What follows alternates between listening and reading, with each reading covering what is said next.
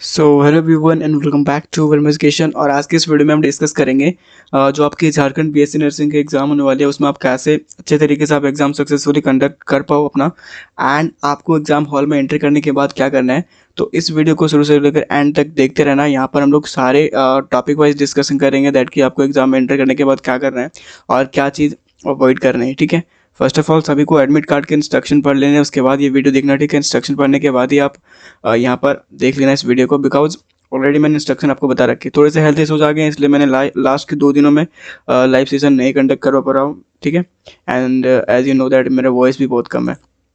Okay, तो first of all जैसे आप एग्जाम हॉल में एंटर कर जाते हो, ठीक है, तो वहाँ पर आपको ना कामली मतलब सिट डाउन करने हैं। ठीक है, बेसिकली बहुत सारे लोग स्टूडेंट वहाँ पर क्या करते हैं, क्लास में बैठते हैं, तो मोस्ट ऑफ द कैंडिडेट तो पीसफुली रहते हैं एंड वो काम ही रहते हैं। बट बहुत सारे गर्ल्स को मैंने देखा है दैट कि वो कभी पीछे देख के पीछे वाले से बातें कर रहे हैं स्टार्टिंग में ही, जब पेपर नहीं मिला होता उससे पहले ही। तो that's not a good habit, because over confident वहाँ पर आपको किल करेगा।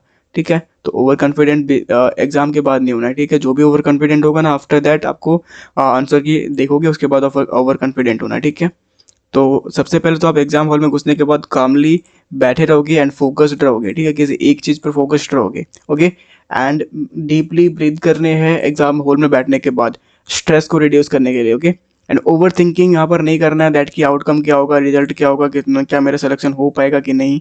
तो ये सब चीज़ें ना बिल्कुल भी ओवर थिंकिंग नहीं करनी। Why, because you are in already, मतलब आप एग्जाम हॉल में ऑलरेडी उस टाइम इंटर कर चुके होगे। ठीक है, एंड उस टाइम अगर आप ओवर थिंकिंग करते हो ना, एंड यहाँ पर मैं एक और सीक्रेट चीज़ें बताऊंगा जो कि आपको नहीं करनी है। ठीक है, तो वो भी मैं यहाँ पर बताने वाला हूँ। राइट, तो आगे मूव करते हैं। तो फर्स्ट ऑफ ऑल ये वाला जो है ना, इसको फॉलो करना है। ठीक है, फोकस रहने हैं, कामली बैठने हैं आपको, अपने जो भी सीट मिलने वाला आपको वहाँ पे।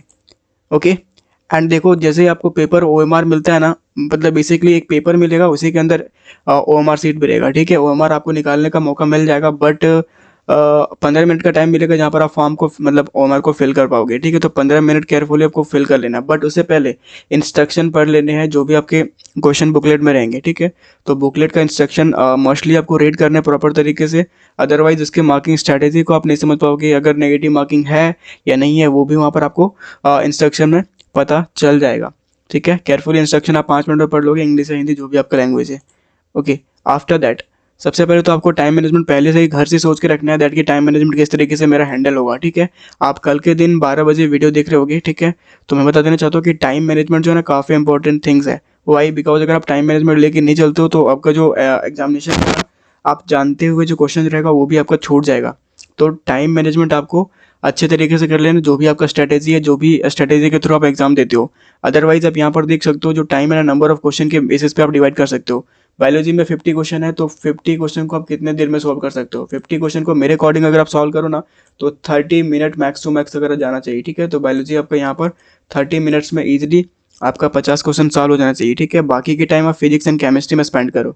राइट, फर्स्ट ऑफ ऑल यहाँ पर देखो देखो यहाँ पर spend the first few minutes scanning the paper, decide which section और question you will tackle first based on the strength, aim to leave time at the end for reviewing your answer. ठीक है, first of all यहाँ पर देखो, जो भी आप यहाँ पर पेपर देखोगे फिजिक्स केमिस्ट्री बायोलॉजी का ना, उसको आपको खोल के नहीं देखने हैं। जो भी सेक्शन आपको सॉल्व करने हैं, लाइक बायोलॉजी के सबसे पहले सॉल्व करने हैं, तो सबसे पहले तो आप 101 पे चले जाओ, क्योंकि लास्ट के सेक्शन में बायोलॉजी है। फिजिक्स एंड केमिस्ट्री नहीं खोलने हैं। वाई, बिकॉज अगर आप फिजिक्स और केमिस्ट्री स्टार्टिंग में ही देख लोगे एंड अगर आपको लगेगा दैट कि मेरे से सॉल्व नहीं हो रहा है, तो वहाँ पर आपका ओवर थिंकिंग स्टार्ट हो जाएगा। ठीक है, तो सबसे पहले तो बायोलॉजी का पेज नंबर मतलब कि क्वेश्चन नंबर 101 में डायरेक्ट एंटर करनी है, क्वेश्चन नंबर 101 सबसे पहले आपको देखनी है। ठीक है, एंड देन फिर केमिस्ट्री के लिए फिर 51 जो क्वेश्चन नंबर है वहाँ जाने हैं, एंड देन फिर फिजिक्स। ठीक है, तो फिजिक्स को लास्ट में सभी लोग सॉल्व करते हैं, तो वहाँ पर आपको जाना है 0 नंबर मतलब 1, क्वेश्चन नंबर 1। तो पहले 101 को सॉल्व करना स्टार्ट करना, 50 मतलब कि 101 से 150 तक, तो वो आपका बायोलॉजी वहाँ पर क्लियर हो जाएगा। एंड आफ्टर दैट आपको केमिस्ट्री की ओर मूव करना है, एंड देन आपको फिजिक्स की ओर मूव करना है। टाइम मैनेजमेंट के लिए मैंने बता दिया 30 मिनट में यहाँ पर आपको बायोलॉजी कंप्लीट कर लेने हैं, and after that physics and chemistry आप पे डिपेंड करता है दैट कि आपका कौन सा स्ट्रॉन्ग है एंड किस पे आपने बेसिक वर्क करा है। ठीक है, तो टाइम मैनेजमेंट लेके आपको चलने हैं। Move to next, that is priorities easy question first. ठीक है, तो मैंने ऑलरेडी बता दिया बायोलॉजी के इजी क्वेश्चन रहेंगे, तो बायोलॉजी को आपने इजी क्वेश्चन जो है ना उसको प्रायोरिटी देना है। ठीक है, ताकि जो भी क्वेश्चन बायोलॉजी में 50 क्वेश्चन है, ठीक है, 50 में से आपको 30 ईजी लग रहा है तो आपको 30 सबसे पहले अटेम्प्ट करने कंफर्म जो रहेंगे आप उसमें, ठीक है। अदरवाइज आप यहाँ क्या होगा, मतलब कि टाइम आपका खत्म होगा। तो जो सबसे पहले इजी क्वेश्चन है फिजिक्स केमिस्ट्री बायोलॉजी में, उसको सबसे पहले टैकल करने हैं। आपने अगर इजी क्वेश्चन आपको लगा दैट कि 80 क्वेश्चन जो है हमारा इजी है एंड बाकी के क्वेश्चन जो है थोड़ा सा टफ लग रहे हैं, तो पहले 80 आपका श्योर मार्क जो है ना वो आपको अवेल कर लेना है, मतलब कि क्लेम कर लेना है। 80 नंबर आपको यहाँ पर मिल गए। अब आपको कितने चाहिए, 20 या 30 नंबर चाहिए। अब बाकी के 70 नंबर में आपको 20 या 30 नंबर लाने हैं according to your elimination strategy and more like, ठीक है। Avoid spending too much time on difficult question initially, ठीक है। स्टार्टिंग में ही अगर आप क्या करोगे, लाइक जो हार्ड क्वेश्चन है बायोलॉजी के भी कुछ क्वेश्चन टफ रहते हैं, तो वहाँ पर जो है ना टू मच टाइम ले लेता है, ठीक है। तो वो जो है ना आपको बिल्कुल भी नहीं करना है, अवॉइड करना है उसको। ये स्ट्रेटेजी काफ़ी इंपॉर्टेंट है। अगर आप ये नहीं करोगे ना, स्टार्टिंग में ही हार्ड क्वेश्चन के लिए टाइम स्पेंड कर दोगे, लास्ट में फिर से सोचोगे, तो वहाँ पर आपका जो बनने वाला क्वेश्चन है वो भी नहीं बनेगा।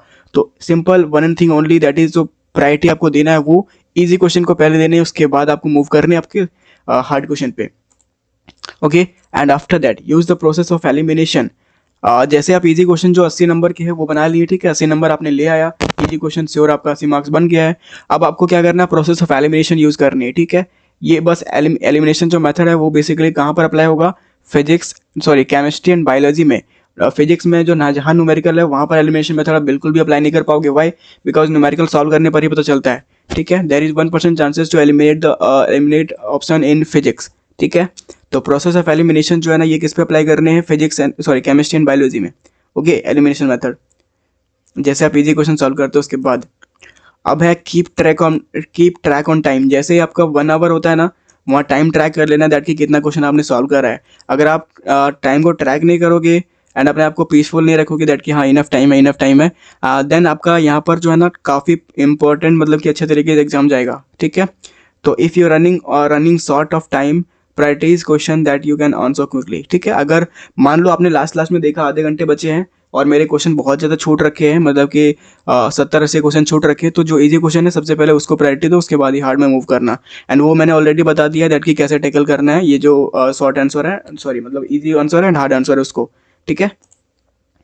रिव्यू और आंसर मतलब जब भी आप मार्क करोगे या फिर फिल करोगे जो भी आपका सर्कल है, इसको ब्लैंक करने से पहले रिव्यू कर लेना है एंड आपका जो है ना क्रॉस चेक कर लेना दैट कि ए की जगह बी तो मैंने नहीं अटेम्प्ट कर दिया, या फिर ए की जगह मैंने यहाँ पर आंसर देखा है एंड बी पर यहाँ पर सर्कल कर दिया। तो this is the silly mistake. And ये मिस्टेक करने से क्या होता है, आपका 1 नंबर कटेगा और 1 नंबर ही कंपटीशन यहाँ आपको सिलेक्शन नहीं होने देगा गवर्नमेंट कॉलेज में।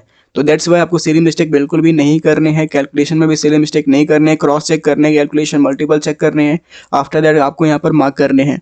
तो review of your answer is compulsory at all. Biology में भी ये कंपलसरी अवेलेबल होता है एंड फिजिक्स में एंड केमिस्ट्री में भी। तो मेक श्योर ये सब कल करके जाना, ओके। एंड आफ्टर दैट आपका एग्जाम यहाँ पर क्लियर होगा। Back to home and best of luck from Verma education. See you next video of answer key. Thank you for watching, have a nice day.